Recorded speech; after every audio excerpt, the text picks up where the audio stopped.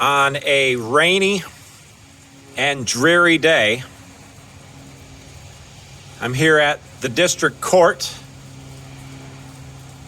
and the surrounding buildings in Walker. This maybe sets the mood for how many feel when they're walking in and out of the doors in front of me. Inside that courthouse, a judge presides, clerks are working, bailiffs are present, and men and women have to stand up and make a plea. Maybe they found themselves in a situation where they now, with evidence that has been presented, they need to say, do I plead guilty, not guilty, or no contest? It's not necessarily a place that any of us wants to spend our day. But I picked this place because it is meant to be, in its purest and most uncorrupt form, a place of justice and fairness. And for our Old Testament Names of God series, wanted to share with you a name that comes from Jeremiah chapter 23. It is, the Lord is our righteousness. In Hebrew, you could read it Jehova Tsidkenu. Now a little background in terms of the Hebrew, where you get the three root letters, where you get words like Zedek and Zedekah, words for right and righteousness. Maybe you have heard of the Old Testament figure Melchizedek. And in the book of Hebrews, it's made the connection that Jesus is a king in the order of Melchizedek, a king of righteousness. Zedek, Tsidkenu. Jehova Tsidkenu. Well, what type of God do we serve? Well, in Jeremiah 23, Jeremiah is speaking to those who are in exile and are praying and hoping that they can come out of exile. A judgment has been made upon the tribes of Israel. They have been found guilty of placing their trust in foreign gods, in worshiping Yahweh, the one true God, and worshiping in the high places, the Baals and the Asherahs, falling in love with these false hopes, these centers of pleasure and misleading truths, and they are guilty. And in Jeremiah, the prophet speaks words of hope, words that we need to hear, because we might not ever walk down this corridor that's in front of me and stand before a judge here in Wyoming or a similar place. But one day, we will have to stand and make an account. And what will we say? What will we declare? What will our plea be? Because in the book of Romans, we find that no one is good in the eyes of a perfect and holy and just God.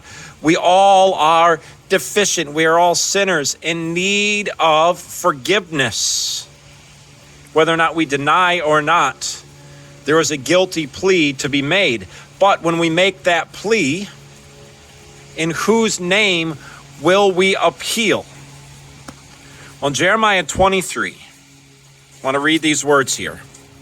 This is what is said. The days are coming, declares the Lord, when I will raise up to David a righteous branch, that same root word, a righteous branch, a king who will reign wisely and do what is just and right in the land. In those days, Judah will be saved, and Israel will live in safety. This is the name by which he will be called, the Lord our righteousness. This week's Old Testament name, Jehova Tsidkenu. The Lord our righteousness. If I'm going to be righteous, if I'm going to be good in God's sight, that righteousness is going to have to come from him. So the hope that is offered is a descendant from David. He's going to be the righteous branch. And we see that Jesus alone fulfills this name. Jesus is Yahweh. He is and was and always will be, and he is the source of our righteousness.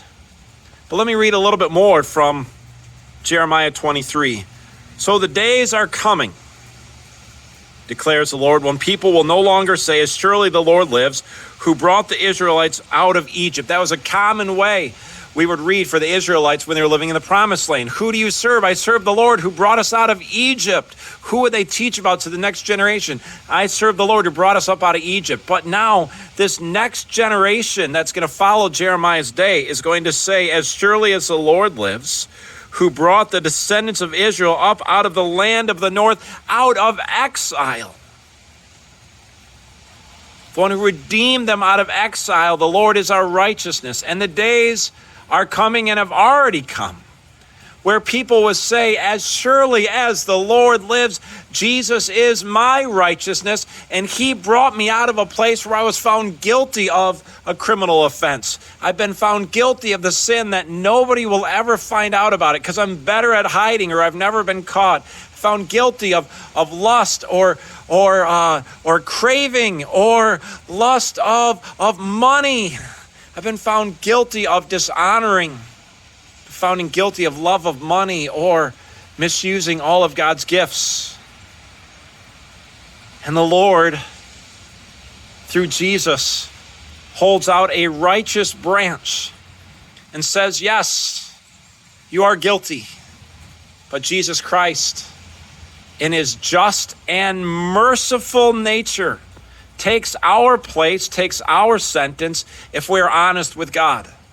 Yes, I am not righteous. Yes, I need forgiveness. When we stand before the judge, Jesus is our advocate. Jesus, in your name, I plead my case. And my only case is this: I am a sinner in need of your mercy and your forgiveness. Will you share with me your grace for all who look to him? That which was placed on Christ, our punishment. The punishment is gone, but the goodness and the perfection of Christ, that is placed upon us instead. And we are declared as innocent, forgiven children of God, and we can worship and say, as surely as the Lord lives, Jesus Christ, the Lord is my righteousness.